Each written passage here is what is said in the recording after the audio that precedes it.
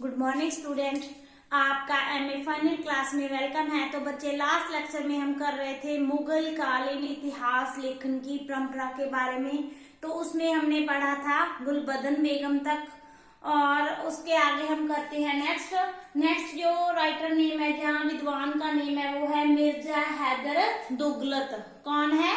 Mirza Haider Dughlat. इनका जन्म हुआ था 1499 में। कब हुआ? 1499 में हुआ था। और इनके पिता का नाम था मोहम्मद हुसैन कुरकन। क्या था? मोहम्मद हुसैन कुरकन था। तो वो क्या था? बाबर की सेवा में था। कौन? मोहम्मद कुरकन सेन बाबर की सेवा में था। उसके बाद मिर्जा हैदर दुगलत भी कहा जाता है कि बाबर की सेना से संबंधित था। और उसने क्या किया था? जो मोहम्मद हुसैन कुरकन था, उसने बाबर की माँ थी, जो बाबर की माँ थी कुतलग निगार खानम, उसकी छोटी बहन थी खूब निगारम खां, उनके साथ उन्होंने विवाह किया था। परंतु क्या हुआ कि जब मोहम्मद हुसैन कुरकन की मृत्यु होगी, तो जो मिर्जा हैदर था वो किसके अंडर आ गया था? वो बाबर के पास चला गया, भारत आ गया। तो बाबर ने उसके साथ, मिर्जा हैदर के साथ दयालुता का व्यवहार किया और इसको माँ बाप का प्यार दिया था। किसको? मिर्जा हैदर खान। तो फिर जो मिर्जा हैदर था वो ना केवल एक विद्वान था, बल्कि एक योग्य सेनापति की भूमिका भी निभाई थी उसने, पहले बाबर के अंदर और फिर उसके बाद हुमायूं की सेना। इसके अलावा हुमायूं के साथ साथ उसने कामरान, जो बाबर के दो पुत्र थे हुमायूं और कामरान, इनके अंदर उन्हें सेवा की थी। तो जब कहा जाता है कि जो मिर्जा हैदर था हुमायूं के अंदर सेनापति था, तो उस समय 1540 में शेरशाह के विरुद्ध कनौज का युद्ध हुआ था, जिसमें हुमायूं की हार हुई थी। तो उसके राज्य को पुनर्निर्मित करने में हैदर ने हुमायूं का भरपूर सहयोग किया था। मिर्जा हैदर था एक बुद्धिमान व्यक्ति था और समकालीन विद्वानों का एक बड़ा संरक्षक भी था। क्लियर? तो उसने एक महान कृति की रचना की थी, उसका नाम था तारीख ए रशीदी। क्या था? तारीख ए रशीदी। इस तारीख ए रशीदी के दो भाग थे। प्रथम में उसने कश्मीर के इतिहास का वर्णन किया है, और दूसरे में उसने जो मुगल प्रदेश थे, कासगढ़ से लेकर मुगलिस्तान के मुगल मुसलमानों का या मुगल शासकों का विवरण दिया है। और उसने अपने विवरण में बाबर और उसके पूर्वजों के अतिरिक्त कामरान, जो कामरान हुमायूं का भाई था, उसके कंधार पर अधिकार करने के बारे में भी लिखा है। इसके अलावा जो हैदर था, उसने अपने समय के समकालीन सामाजिक और आर्थिक दशाओं के बारे में विस्तृत विवरण दिया हुआ है। क्लियर? तो उसके बाद नेक्स्ट हम करते हैं, जो नेक्स्ट राइटर या विद्वान था वो था जौहर आफ्ताबची। क्या था? जौहर आफ्ताबची। इनका जो जन्म जो हम जौहर आफ्ताबची के बारे में पढ़ते हैं कि ये भी हुमायूं का एक सेनापति या कर्मचारी था। क्या था?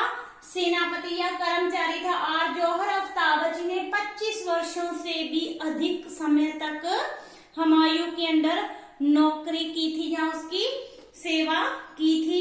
और उसने बाद में अकबर के निर्देश पर अपना एक प्रसिद्ध ग्रंथ लिखा था। अकबर के निर्देश पर, कि हुमायूं के बाद किसका शासन आया था? अकबर का। और अकबर के अंदर उसने कौन सी महान कृति की रचना की थी? ताज़किरात उल वाक़ियात। क्या था? ताज़किरात उल वाक़ियात, इसकी रचना की थी। ये आपका वेरी इंपॉर्टेंट शॉर्ट क्वेश्चन बन सकता है कि ताज़किरात उल वाक़ियात को और किन नामों से जाना जाता है? तो इसको तारीख ए हुमायूं, हुमायूं शाही अथवा जवाहर ए शाही, तारीख ए हुमायूं, हुमायूं शाही अथवा जवाहर ए शाही के नाम से भी जाना जाता है। और इस कृति के 5 अध्याय हैं। क्लियर? तो आखिरी अध्याय के बाद उसने एक संपादकीय उपहार भी दिया हुआ है, मतलब के लास्ट में उसने संपादक के बारे में लिखा है। और इस ग्रंथ में उसने हुमायूं के शासन की समस्त घटनाओं का वर्णन किया हुआ है। किस ग्रंथ में? ताज़किरात उल वाक़ियात में। क्लियर? तो कहा जाता है कि जो जी की जो कृति है इसमें कमियां भी है और त्रुटियों के बिना ये नहीं है। उसने ना तो कहा जाता है कि जो जोहर आफ्ताब जी था, ना तो उसने हुमायूं के जीवन की आरंभिक घटनाओं के बारे में कुछ लिखा है, ना ही हुमायूं के व्यक्तिगत गुणों के बारे में लिखा है। इसके अतिरिक्त कहा जाता है कि उसने काल क्रम या तिथि क्रम की ओर भी ज्यादा ध्यान नहीं दिया। परंतु कुछ भी हो, उसकी जो ये कृति थी है वो एक महान रचना मानी जाती है और इसको हम इसकी जो कृति है उसकी अवहेलना नहीं कर सकते। क्लियर। उसके बाद नेक्स्ट आता है आभास खां शेरवानी। कौन आता है? आभास खां शेरवानी। तो कहा जाता है जो आभास खां शेरवानी था उसने शेरशाह सूरी के अंदर सेवा की थी। किसके अंदर? शेरशाह सूरी के अंदर सेवा की थी। और उसने जो शेरशाह सूरी था उसके अंदर वह एक अफगान परिवार में पैदा हुआ था जो शेरशाह सूरी से जुड़ा हुआ था और उसने एक अपनी कृति की रचना की थी जिसका नाम था तारीख-ए-शेरशाही। क्या था? तारीख-ए-शेरशाही अथवा तोहफा-ए-अकबर शाह।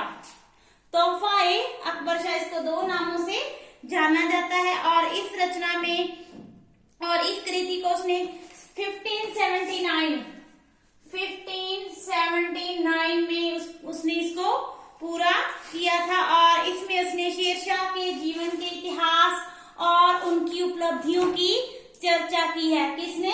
आभास खां शेरवानी ने तारीख-ए-शेरशाही में शेरशाह के इतिहास और उनकी जीवन उपलब्धियों की चर्चा या विवरण किया हुआ है। यहाँ तक क्लियर। तो नेक्स्ट हम करते हैं नियामत उल्लाह के बारे में। नेक्स्ट विद्वान जहाँ इतिहासकार या लेखक कौन था? नियामत उल्लाह। क्लियर। तो इसने भी मुगलों की बच्चों सेवा की थी। मुगलों के अंदर इसने भी अपनी महत्वपूर्ण सेवा की थी और इसने बरार से लेकर बलकार से मलकानपुर में अपनी एक रचना या अपनी कृति लिखी थी जिसका नाम था मखजान-ए-अफगाना। क्या था? मखजान-ए-अफगाना नामक कृति लिखी थी और ये कृति इसने 1612 में कंप्लीट की थी। किसके आदेश पर? खान जहां के। खान जहां क्या था? मुगलों के अंदर एक महान उनका अमीर था। ठीक। तो इसके अलावा इसने जो था नियामतुल्लाह वो फरिश्ता उस समय का एक इतिहासकार था। फरिश्ता का समकालीन था और इसने अपनी कृति के लिए जितनी भी स्रोत सामग्री इकट्ठी की थी वो इनके स्रोतों के द्वारा इकट्ठी की थी और लगभग फरिश्ता और नियामतुल्लाह की कृतियों में समानता पाई जाती है। इसने मुगलों के इतिहास के बारे में अपने विचार दिए हैं। ठीक है। उसके बाद हम करते हैं अबुल फजल।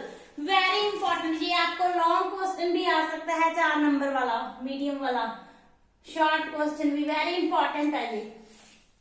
तो जो अबुल फजल था उसका जन्म हुआ था 14 जनवरी 1551, 14 जैन 1551।